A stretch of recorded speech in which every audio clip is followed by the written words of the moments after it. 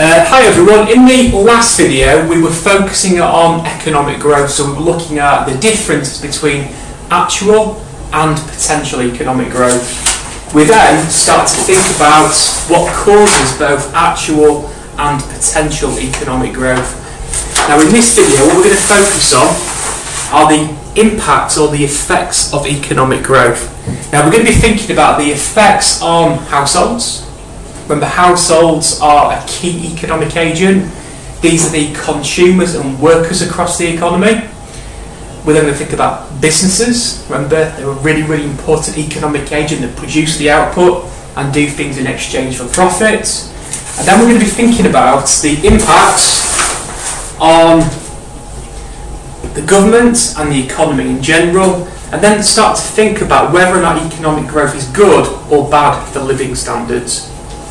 Right, so going back to this one then, first of all.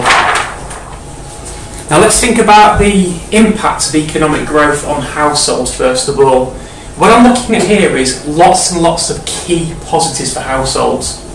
Not everything's great about economic growth, but there's some really key benefits for households. Now remember, when we have economic growth, the economy is increasing its GDP. Actual economic growth. If it's potential economic growth, we are improving or increasing factors of production. So households first of all then. Now the logic would be that if there is a growth in output across the economy, it means that businesses will need to recruit more workers. So that will lead to growth in job opportunities for the workforce across the economy. So that could mean that people who used to be unemployed because of economic growth have now got improved and increased access to jobs. Now not only that, because there's now a growth in the demand for workers, it should mean that wage rates start to increase across the economy. The logic would be that as output increases, we should have an increase in the real GDP per capita. So people get more jobs and they can generate higher wage rates. Now it's also worth noting as well that households will also have invested money across the economy. So lots of people, for example, that invest into pension schemes will have their money tied up in things like the stock market. So as the economy does better, there should be more successful businesses across our economy. So share prices should start to go up, which means that households will start to generate more wealth. But also think about wages in a different way. Workers will obviously earn more money, but also households will own shares in companies. As businesses become more profitable because of economic growth, selling more output, there'll be higher dividends, more money going back to households that way. But on top of that, many households will own businesses. And if you own a business and it becomes more successful because of economic growth, it should lead to more profits being generated, which will then flow back into households across the economy. Lots of households also will own property. Well, because of the growth in the economy and growing demand for houses, they can probably generate more rental income from their properties. So households should see wage rates increasing, mainly through labour, but through all ways as well, and an increase in job opportunities. Now, what this should enable people to do is to access more goods and services. So people become more able to buy more output. Well, that means you can meet more wants and needs and hopefully have a much better life. But also what people are suddenly able to do because of access to more funds is to save more money. Now think about why savings is important. People need funds tied away for a rainy day, to guard against illness or problems in the future.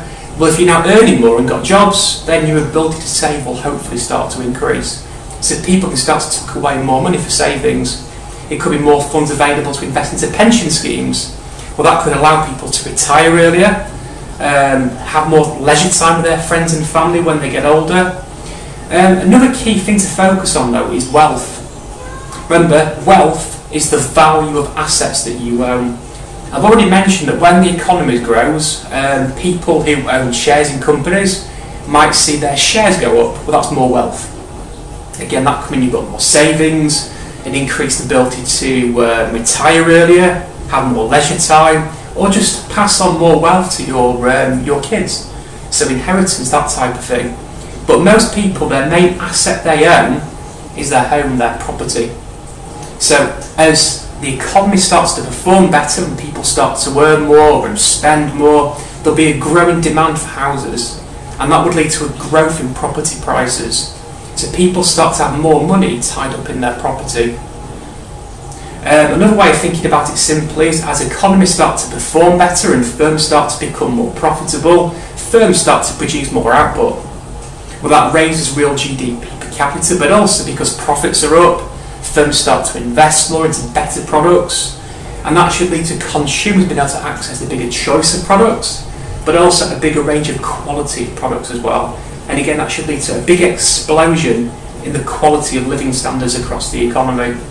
And this one's a really, really important one. No one likes paying taxes. We pay tax in lots of different ways. So direct taxes such as income tax, indirect tax such as VAT. Businesses pay taxes like business rates and corporate taxes too. Well, because people are earning more money and making more profits, there's more tax revenue being generated for the government. Well, all that tax money can be put to good to benefit households. That tax money can be used to upgrade healthcare, education, which gives people more opportunities going forward, but also allows people to access more merit goods.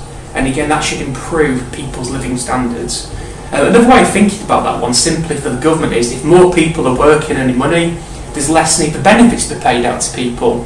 So that frees up that money to then be invested back into healthcare and education as well. Now, businesses benefit massively when the economy grows as well.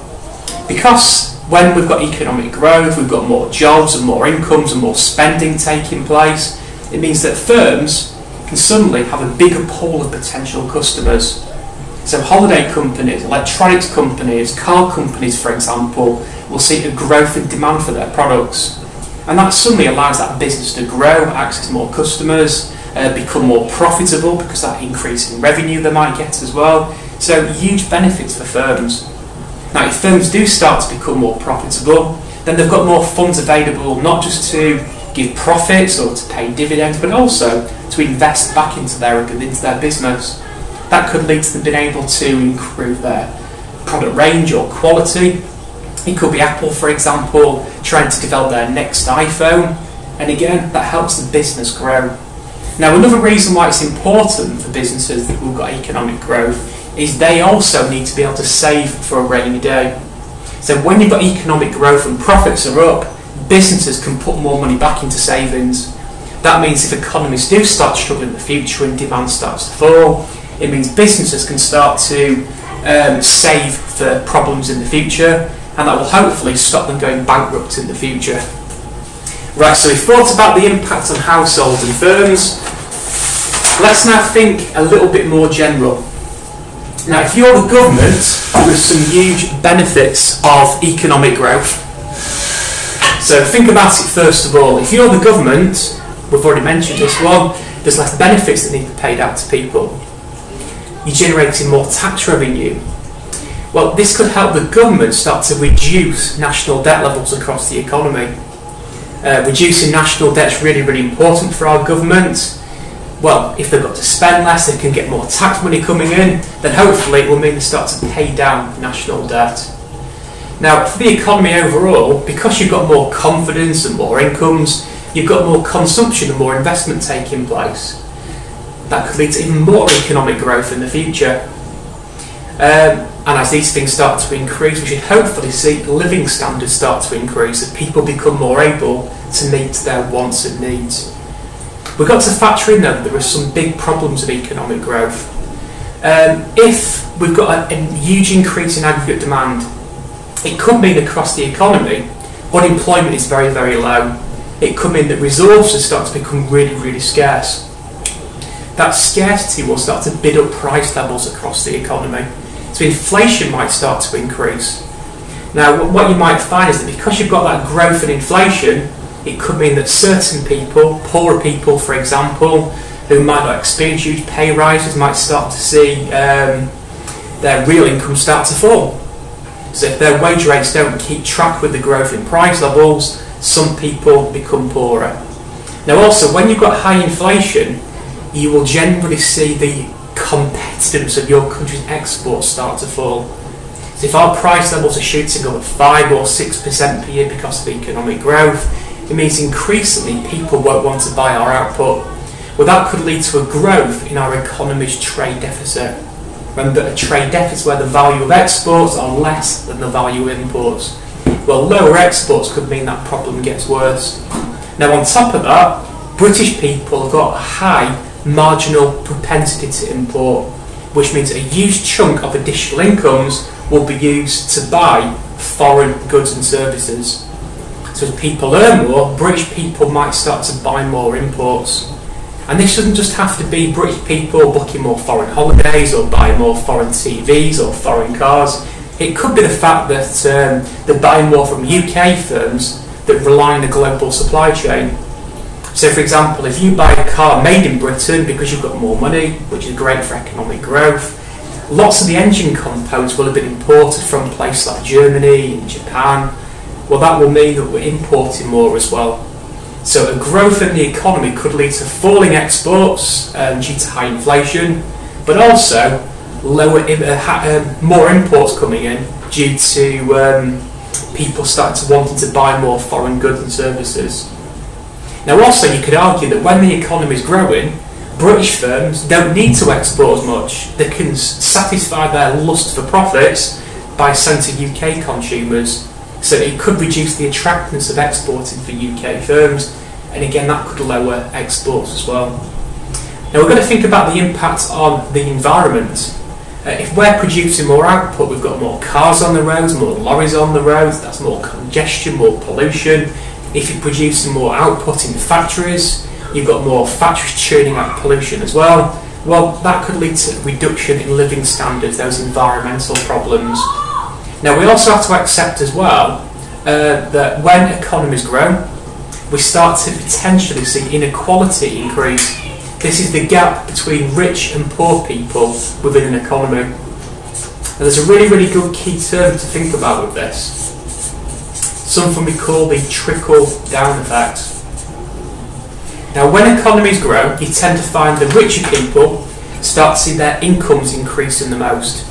So business owners with lots of property, for example, will see profits increase, they'll see the value of their assets increase, and those people benefit massively.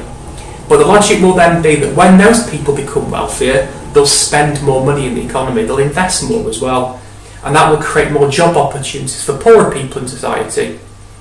It might lead to them earning more money as well, but you tend to find that when economies grow, the richer people will do a lot better than what the poorer people will do. So you might see that gap opening up between the rich and the poor people in society. Now to end this, we're going to be thinking about this: what, how and for whom. One big problem with economic growth is it's just measuring and increasing the output of the economy. It's such a crude thing. It doesn't mean that what is being produced is benefiting people. If, for example, what we're producing is lots of additional defence technology, bombs, aircraft carriers, etc., those aren't the things that are going to benefit people. You would argue that producing more demerit goods, for example, as well, would also mean that we're not really improving living standards. So what you might argue is more investment and more output in green technology, sustainable production, more merit goods, more education, more healthcare, more housing, better food supplies, would be things that would lead to better living standards. Well, overall, GDP doesn't tell us what is being produced in the country. Now we're going to think about how. I've already mentioned that when we produce, businesses will create pollution. Well, that's bad for the environment. But also you've got to think about when we produce, what is the impact on the workers? If people are finding their firms are really, really busy, people are working overtime, they're working more hours, more people are employed, more people are spending more time travelling to and from work. Well, how we produce things then could be really, really bad for people's stress levels, anxiety, depression. Again, those things can lead to lower living standards. And then we're going to think about for whom. This again is all about inequality. If we're producing more output, it's only going to be lining the pockets of the rich. It might not raise living standards of many people across the economy. So what we might say overall is that economic growth is best when we are producing more merit goods, more things that create positive externalities. Economic growth is best if we're growing through more environmentally friendly production methods. We're raising working conditions for workers, raising animal welfare in farms, using less chemicals in production of foods. For whom? If the additional output is being shared equally and raising the living standards of the poor, then again we would argue this is a good thing. So overall, everyone, economic growth is a really, really important macroeconomic indicator. It's something we strive for, but just because we've got more economic growth doesn't mean that people are improving their living standards. So I would conclude by saying growth is good if it leads to better living standards for people across the economy. If it doesn't, what's the point?